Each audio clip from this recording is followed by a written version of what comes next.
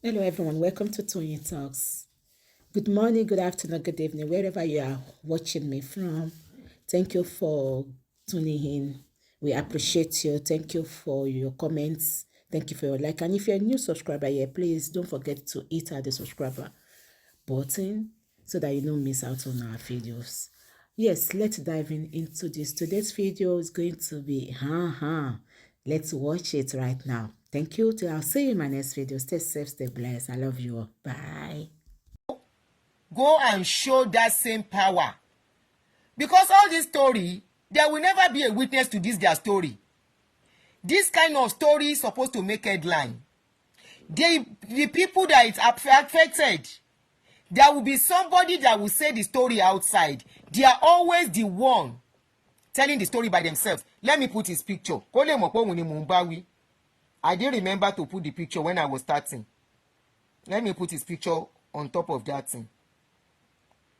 All of you saying, I am fighting God. This one I am talking now is Peter Ojo. The name of the pastor is Peter Ojo, and he is a human being. He is not a spirit. So don't come here with you are fighting God under my page. Are you hearing me? Are you hearing me?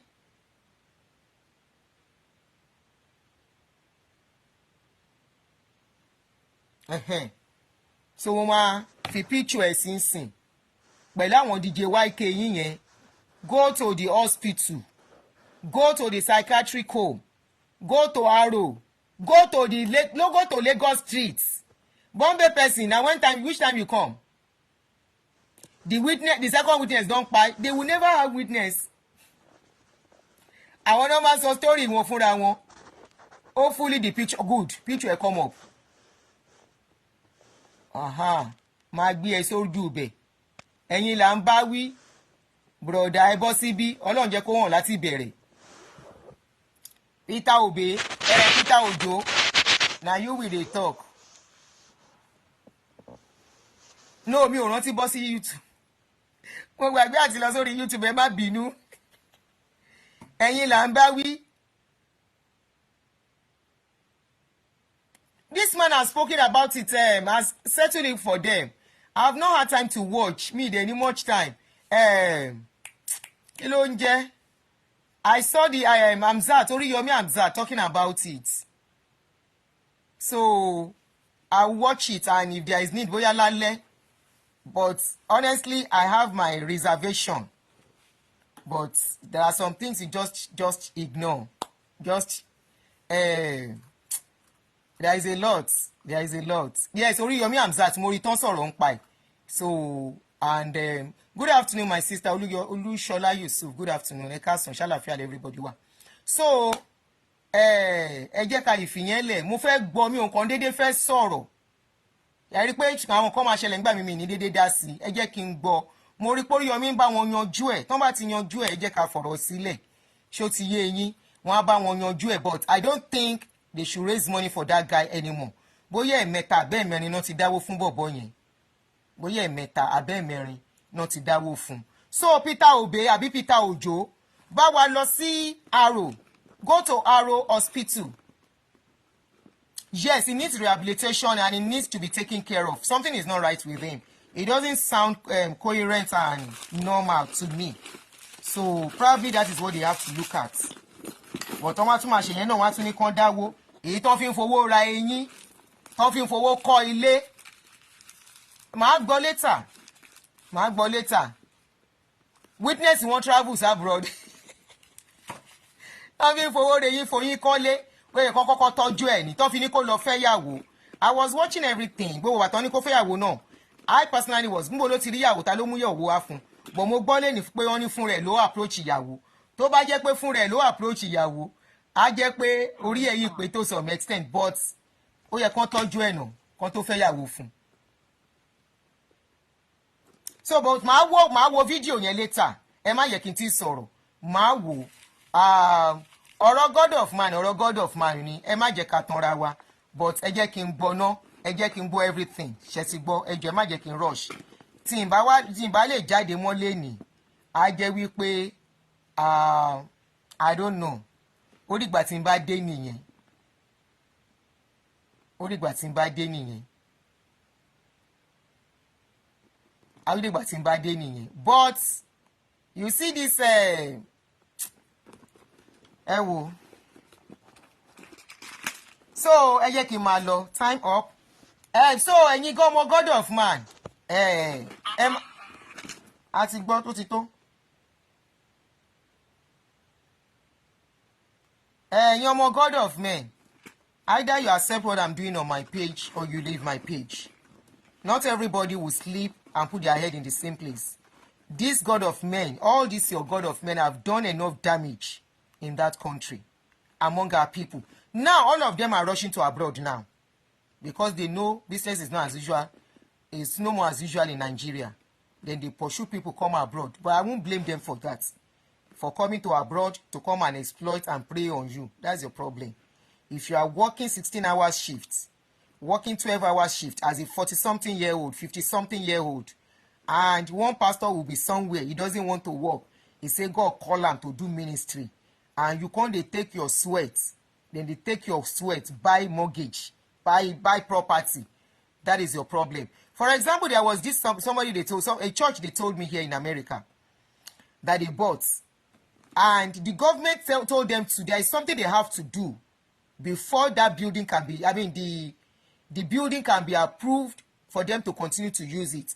And that thing is going to cost them 100,000. So when they were now saying they were asking for the money among the congregants, I said, at the end of the day, in whose name is this church bought, the building? They said the pastor is in charge. I said, so that means the property is for the pastor. The property is for that pastor in America. You use your sweat to buy property for a pastor, all in the name of church. At the end of the day, it's his property.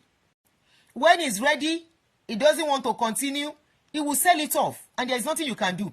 And you know what? That particular building they were telling me is almost fully paid for. Just 2 years to complete the mortgage.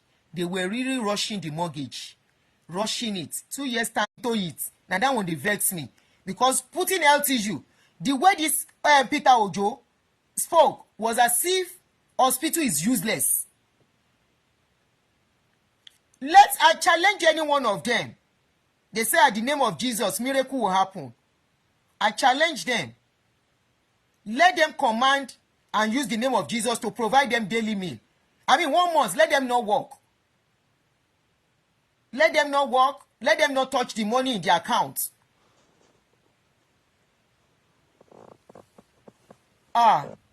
Me for my James, just turn on your notification. My timing, you know say they work here, you say if they work.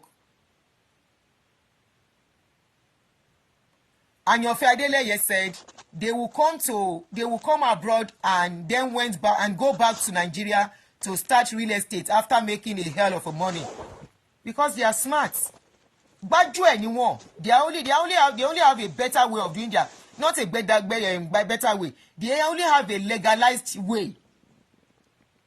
It's legal. Legal way of armed robbery. That's the best way I can put it. To make their money. Do you blame them? Do you blame them? So I'm not talking about them collecting money from you. Please, it's your money. You are sowing to the kingdom. It no concern me. But when they talk about health issue, when they use their stories, their lamba, and attach it to health issues, I will call them out.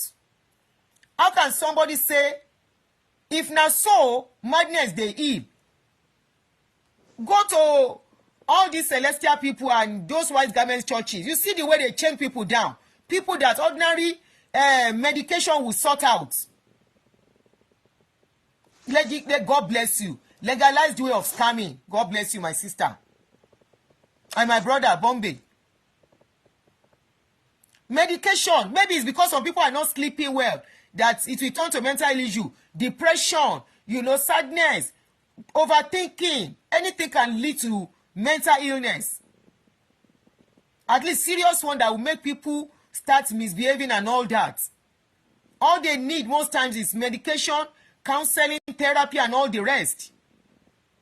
And these people will now say they can heal people until their life finish. He should go to Arrow or go to Yaba left. Okay, when they say, some people say when Jesus went around, he only healed one people. Let them go to Arrow and show us practically and pray for one person, for that person to be okay. Or the way they say they raise the dead, let them go to mortuary. Out of the many people in the mortuary, many bodies wey don go, Jumoke, welcome my sister, Towa and Ben, let them wake up one, at least not all of them, one out of the hundreds in the mortuary. Shebi they say they wake up and ban body. Don't my foot, don't mind them. Again, Mahalo. Thank you everybody. God bless you. Please kindly reshare. Kori àwọn èèyàn pé. We'll continue to do it. We'll continue to talk. You can't shut us up. This is not the era of keep quiet. We are not talking about God. We are talking about your pastor. Since I've been talking, you see me mention God. Say God, no, God do this, God do this. No, the only one I said was that when they say what God cannot do does not exist, it's only a slogan to keep you under bondage and to keep you believing in whatever they tell you.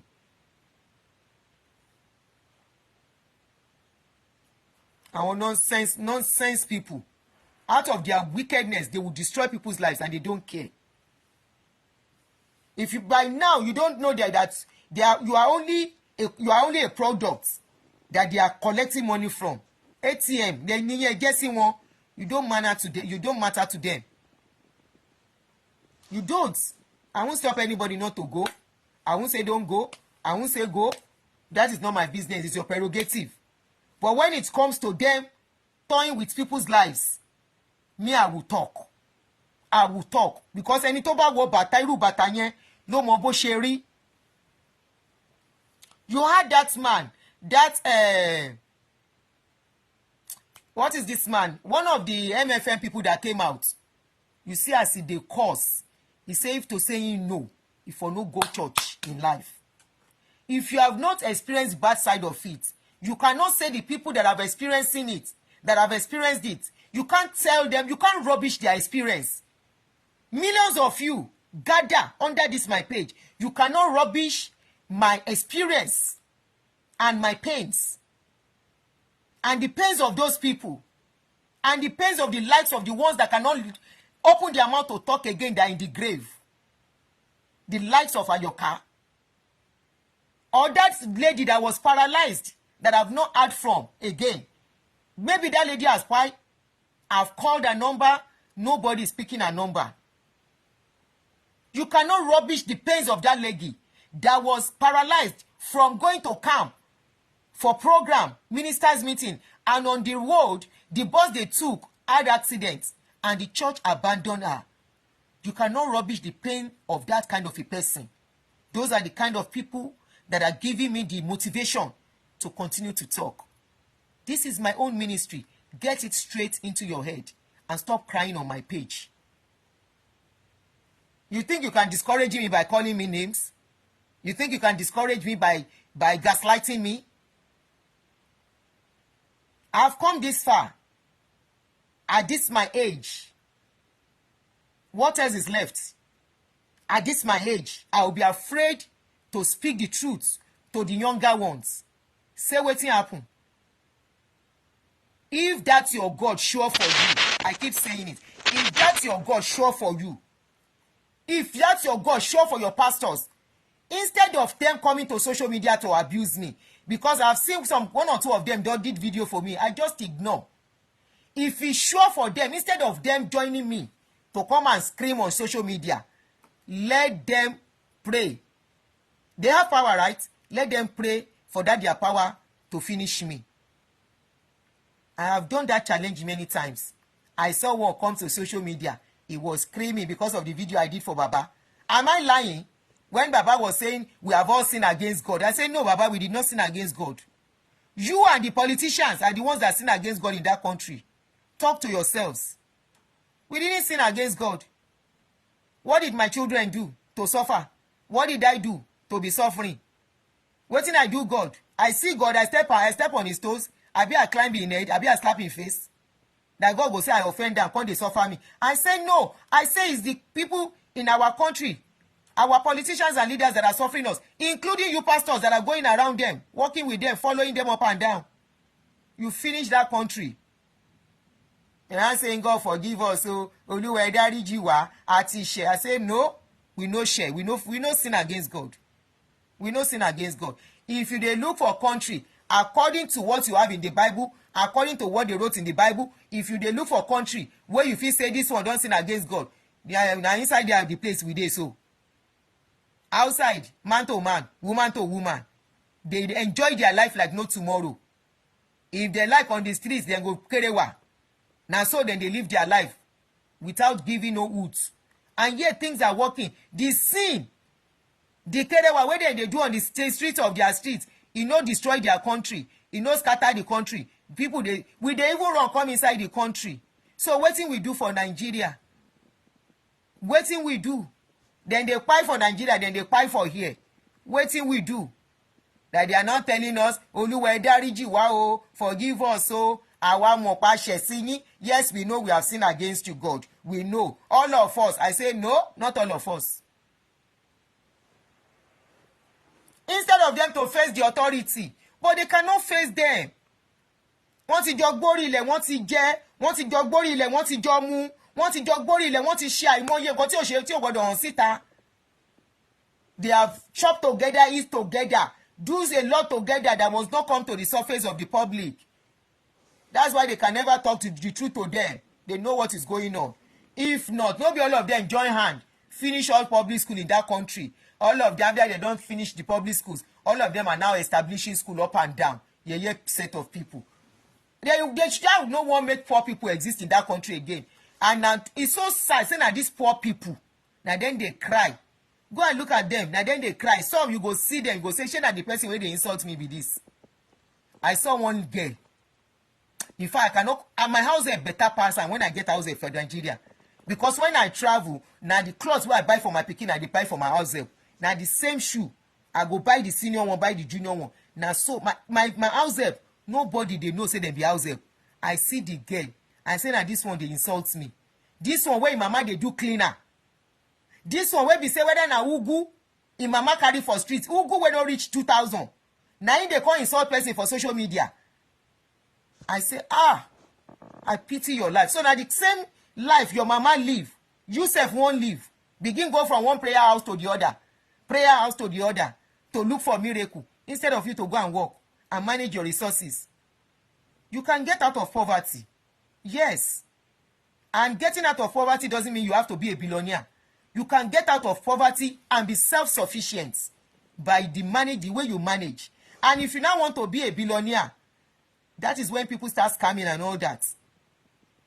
Or except you are from a rich family or you jam a contract. Outside that, life na step by step. You go wakaram. Thank you, everybody. Let me go. Time till 11 till. Thank you for joining me. God bless you. Ẹnu ti gbẹ. Ẹnu ti gbẹ. Let me go. I want to go and do my nails.